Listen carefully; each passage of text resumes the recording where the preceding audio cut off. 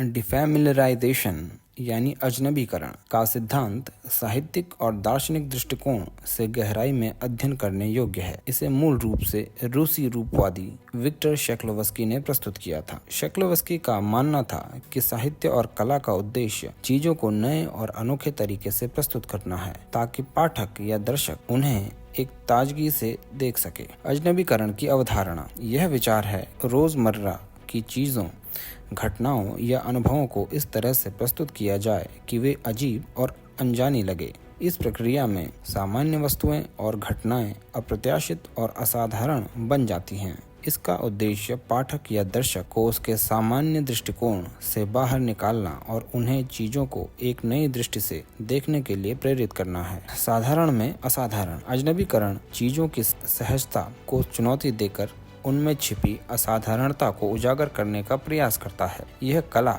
और साहित्य में एक महत्वपूर्ण भूमिका निभाता है क्योंकि यह हमें सामान्य जीवन में भी गहरी और जटिल वास्तविकताओं का एहसास कराता है। यह दृष्टिकोण हमें परिचित चीजों के प्रति हमारी धारणा को पुनः जांचने के लिए प्रेरित करता है। कलात्मक अनुभव अजनबीकरण या डिफैमिलराइजेशन का उद्देश्य कलात्मक अनुभव को गहरा और संवेदनशील बनाता है। यह पाठक को चीजों के बारे में पुनर्विचार करने और उनकी आंतरिक सुंदरता और जटिलता को समझने के लिए प्रेरित करता है। इससे कलात्मक अभिव्यक्ति का प्रभाव और भी सशक्त हो जाता है। अब हम अजनबीकरण के कुछ उदाहरण देखते हैं, जैसे साहित्य। फ्रांज काफ्का की रचनाएं अजनबीकरण का एक उत्कृष्ट उदाहरण है। उनकी कहानी मेटामॉर्फोसिस में मुख्य पात्र ग्रेगर सैम्सा एक सुबह उठकर खुद को एक विशाल कीट या कॉकरोच में बदला हुआ पाता है। यह घटना सामान्य जीवन की परिस्थितियों को अजीब और असाधारण बना देती है, जिससे पाठक को एक नई दृष्टि मिलती है।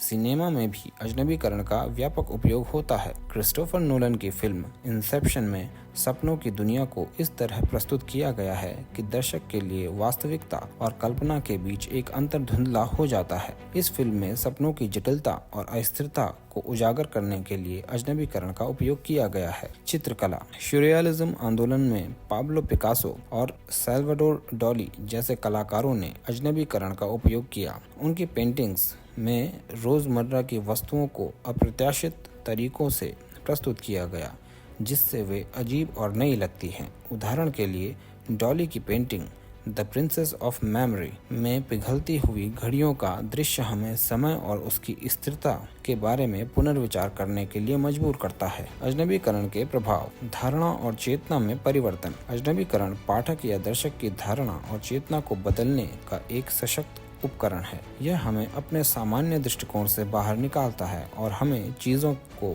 एक नई और ताजगी भरी दृष्टि से देखने के लिए प्रेरित करता है। साहित्यिक और कलात्मक मूल्य अजनबीकरण साहित्य और कला के मूल्य को बढ़ाता है। यह उन्हें एक नया दृष्टिकोण और गहराई प्रदान करता है, जिससे वे अधिक संवेदनशील और प्रभावी बनते हैं। अजनबीकरण का उपयोग सामाजिक और सांस्कृतिक मुद्दों की आलोचना करने के लिए भी किया जाता है। यह हमें हमारी सामाजिक संरचनाओं और मान्यताओं पर पुनर्विचार करने के लिए प्रेरित करता है। उदाहरण के लिए जॉर्ज ऑरवेल की 1984 में अजनबीकरण का उपयोग एक दमनकारी समाज के भयावह यथार्थ को उजागर करने के लिए किया गया है। अजनबीकरण का सिद्धांत एक महत्वपूर्ण साहित्यिक और कलात्मक उपकरण है जो पाठकों और दर्शकों को परिचित चीजों को नए दृष्टिकोण से देखने के लिए प्रेरित करता है। यह हमें महसूस कराने में मदद करता है कि साधारण जीवन में भी असाधारणता छिपी होती है और हमें अपनी धारणाओं और मान्यताओं पर पुनर्विचार करने के लिए प्रेरित करता है। यह सिद्धांत साहित्य, सिनेमा, चित्रकला और अन्य कला रूपों में गहराई और संवेदनशीलता को जोड़ता है, जिससे उनकी प्रभावशीलता और मूल्य में वृद्धि होती है।